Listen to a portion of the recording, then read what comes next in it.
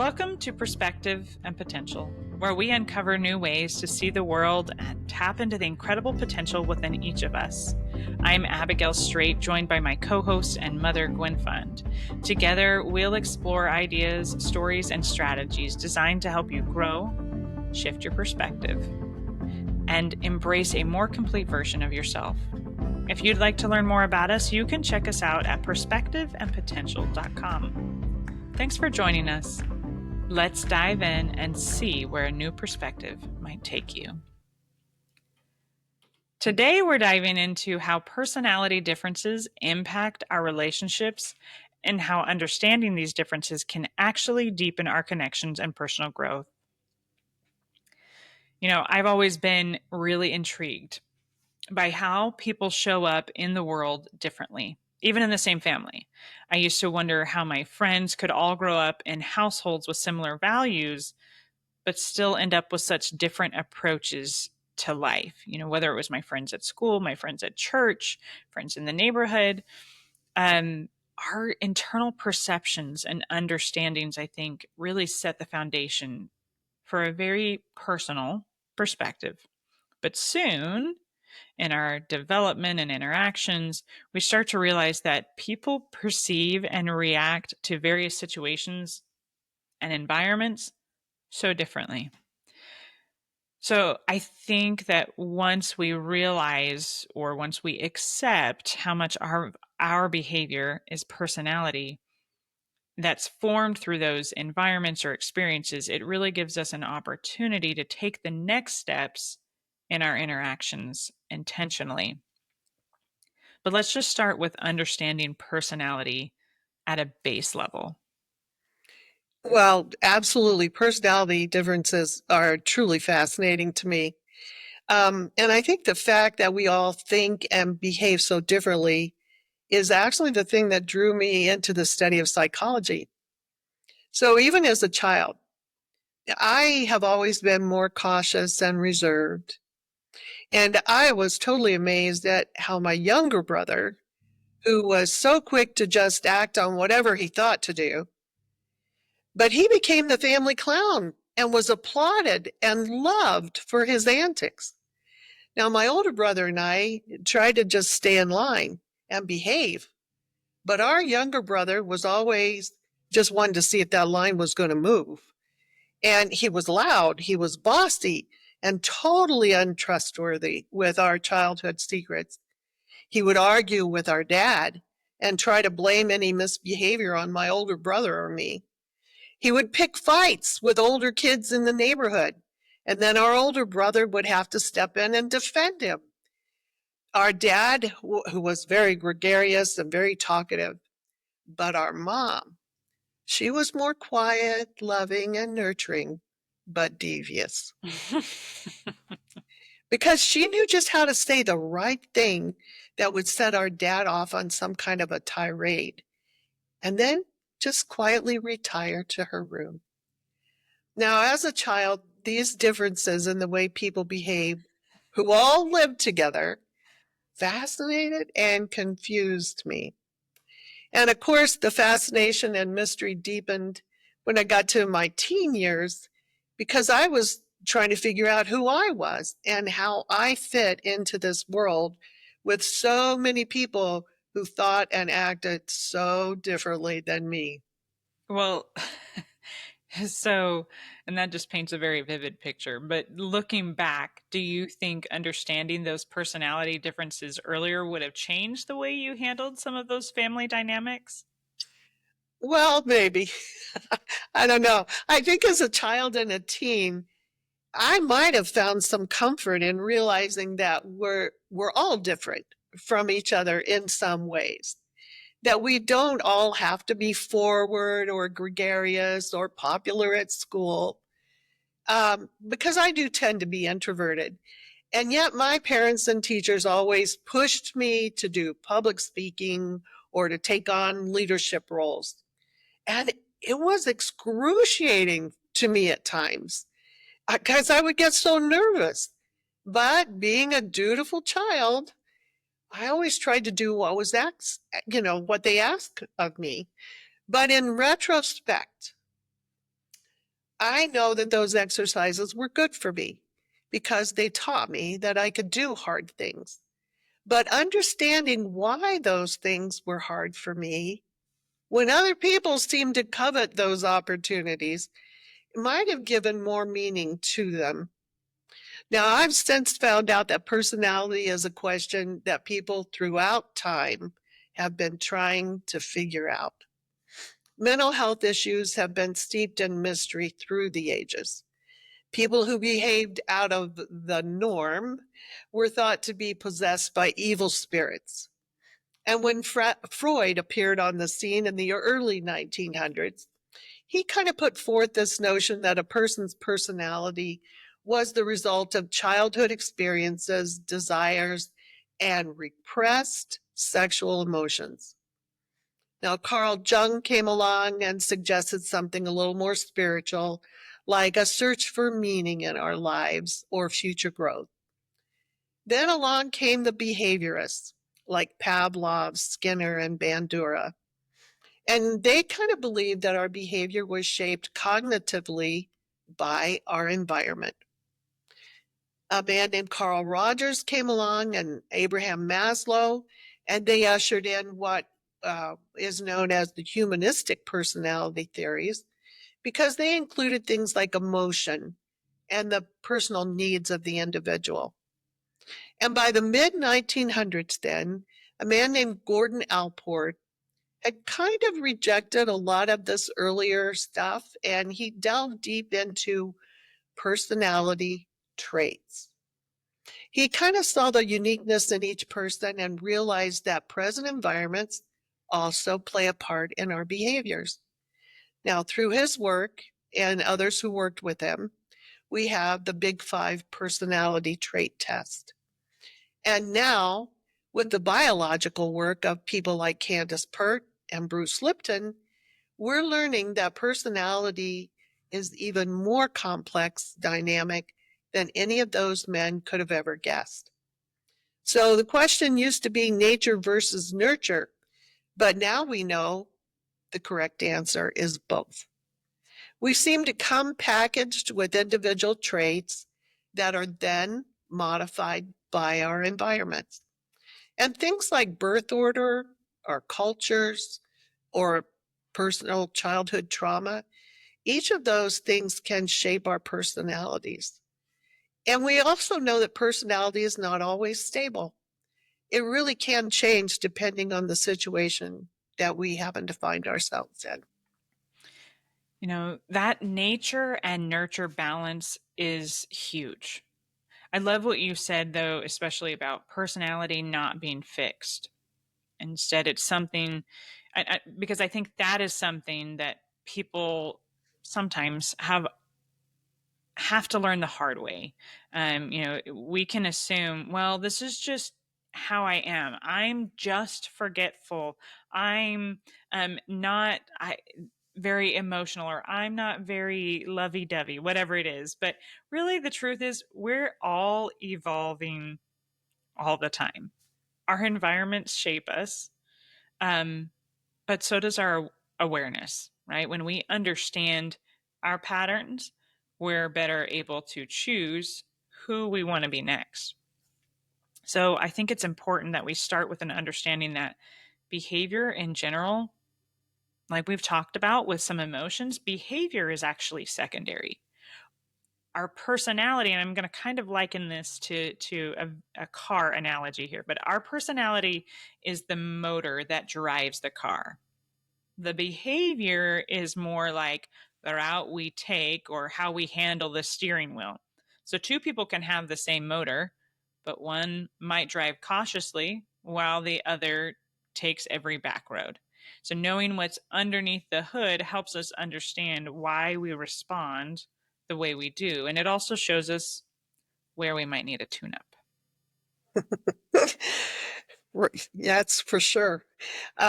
Early in your dad and my marriage, he had to take a Myers-Briggs personality profile for his work, and they allowed the employees to have a second test for their spouse. But I think this is when so many of my earlier questions about personality began to be answered. Now, Myers-Briggs measures where our personalities lie on 4 different trait spectrums. And I love that. We are really all on spectrums here. And the 4 spectrums are introversion versus extroversion, sensing versus intuition, thinking versus feeling, and judging versus perceiving. Now, the end result after you take this survey is 16 defined personality styles, and each having a specific strengths and weaknesses. So when we got those printed results back, they also sent an in-depth assessment of the personality trait that each of us were assigned. So as I read mine, it felt like someone had looked inside my soul. And as I read your dad's, it explained every question that I'd ever had about him. Uh, it was eerily accurate on both counts. And from then on, I think I've had a firm testimony of our prepackaged personality traits and how they help shape our worldview along with our environmental exposures. Um, so again, I want to go back to the spectrum thing and my childhood experiences, because I truly was a shy little girl. I was such an introvert. And I think those teachers and, the opportunities that I was presented with for leadership roles and for public speaking and those things, all of those challenging experiences, I think helped me move up that spectrum. I still fall on the introvert spectrum because too much sociality does drain me, but I'm less of an introvert now, I think, than I would have been left to my own devices as a child. Well, and I think those experiences probably shaped your parenting style as well, because I have a feeling that you also saw a lot of those similarities in me, especially when it came to being introverted. I likewise can get drained from social interactions or anxious going into them. But you in turn helped me encourage me to go have um leadership opportunities, or I can even recall times when I was so anxious to leave home. And I really, I mean, even going out into the public as a child, I had fears. And at a very early age, put me on an airplane and sent me to go spend some time with siblings who lived, in other states. And those exercises in having to be independent help to foster that as a part of my personality. And I think specifically about the Myers-Briggs test, I remember hearing about that test as a teenager in a student government class, right? Because I was encouraged to go be a leader. And I was fascinated that something as simple as a questionnaire could be so revealing. I feel like the the asterisk that I want to throw out, or the caution, is that tests don't define just who you are as an individual, or that this is the only thing that you can become. But I do think that it gives the language for things that we may have always felt, but we couldn't explain. And so those tools, they're not just about labeling, but they're about making the invisible part of ourselves visible. It's rather validating. So we can understand and work with them instead of against them. I agree wholeheartedly. And I've taken several other personality profiles, such as the color code, which it breaks personality down into 4 specific colors. You have your red personalities who are aggressive and power seeking. Your blue personalities, these people are more intimate and kind of morally driven. Your white personalities, very peaceful people, but strictly independent. And then your yellow, fun and happiness, if it isn't fun, why would you do it kind of people. Um, then there's one called the dope test, and that one classifies personality into four animal categories. A dove, and that's a person who always seems to seek harmony. An owl, and that is your more practical and loyal people. A peacock, these are the guys that want the excitement, and an eagle. And that one denotes dominance and directness. And then there's this one called the character strengths profile. And that one will give you a list of 24 of your personal character strengths. And then David Hartman, I just love his 5 love languages profile because that one helps us learn to communicate more effectively in our intimate, close relationships using things like words of affirmation, service, gifts, physical touch, and quality time. And he also wrote a one called The 5 Languages of Apology. And I think that one's beneficial too to help us learn to repair damage to our relationships through being able to effectively communicate remorse and apology. Now, I also had the opportunity when I was going through school to take the MMPI, and that one tests for personality defects that might impact our lives if we don't address them. And I'm happy to say I was one of 2 normal profiles on that one. And only 2. There are many others. And the ASVAB, that's a profile to help us determine where our skills and traits might serve us well in employment. Now, each one of those tests, I think, has been beneficial to me and teaching me a little bit more about myself and consequently about others. I've been better able to know myself and to accept others for who they are. We all tend to judge others by our own standards, but I have really come to value the strengths in others that I honestly don't possess. And I've learned to be more patient with other people's weaknesses instead of just being annoyed or judgmental, because we are all truly different from the inside out. And isn't that just wonderful? It really is. I mean, I know for myself, I tend to struggle more in my connections with people that are similar to me than those who are not. Because I feel like I do depend on people who can supplement areas where I am weak.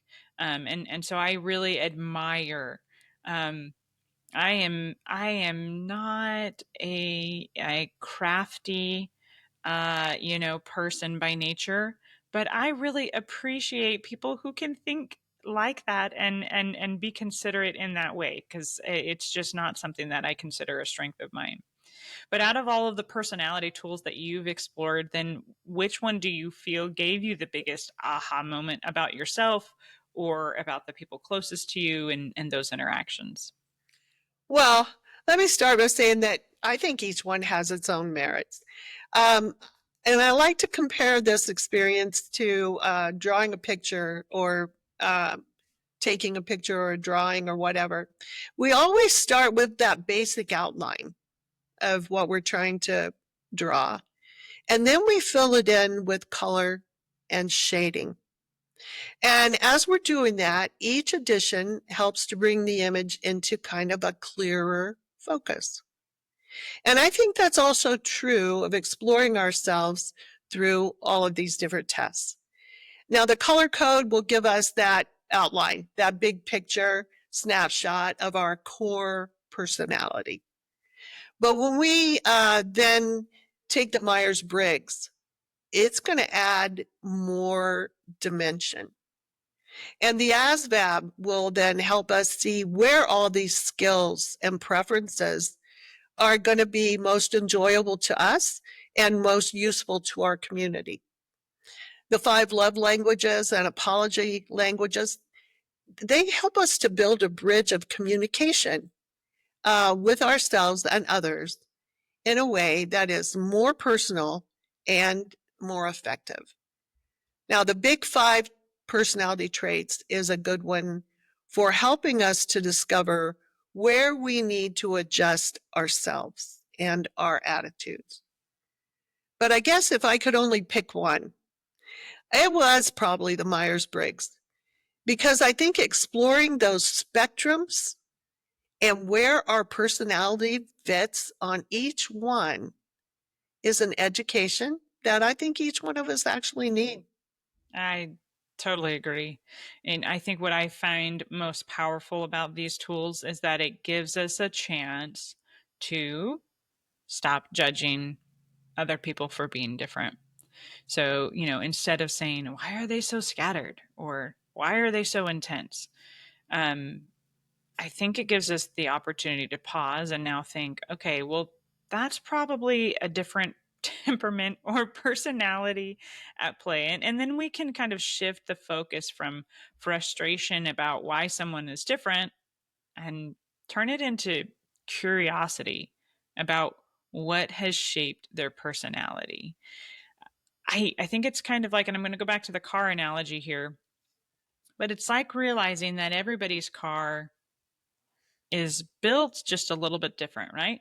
Some run on diesel, some are electric, some are built for speed, and others for endurance. I think in parenthood, you can have children that are born from the same parents that exhibit very different personalities. So part of that packaging is a little bit prepackaged.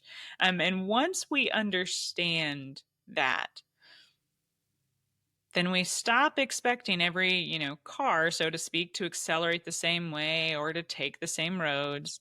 Instead of honking at someone for going slower, you kind of just start to wonder, well, what terrain are they navigating? It moves us from judgment to grace. And I think that's the shift that really has the power to change everything. It makes all kinds of relationships, whether it's personal, professional, or even casual ones, easier to navigate, honestly. One thing I love about working with students is how eager they are to learn about each other.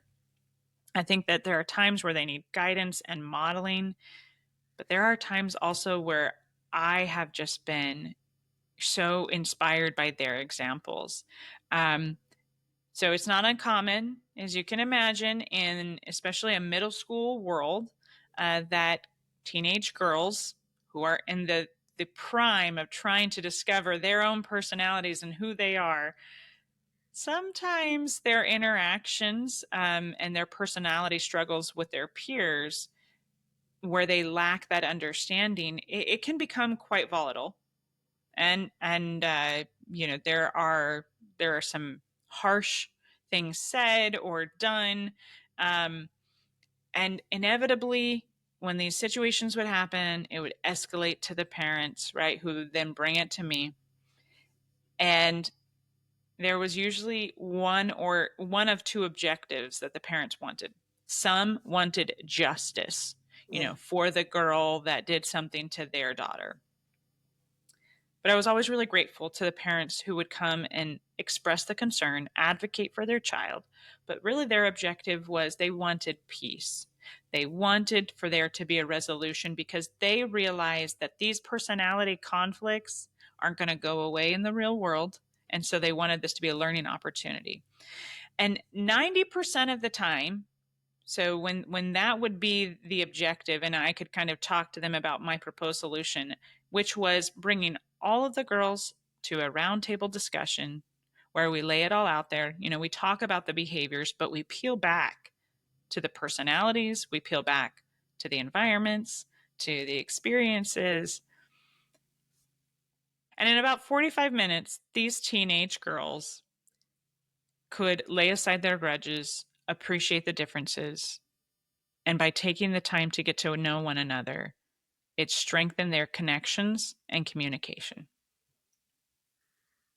Yeah, I think that's beautiful. And I've kind of experienced that too, raising my own kids and working with kids.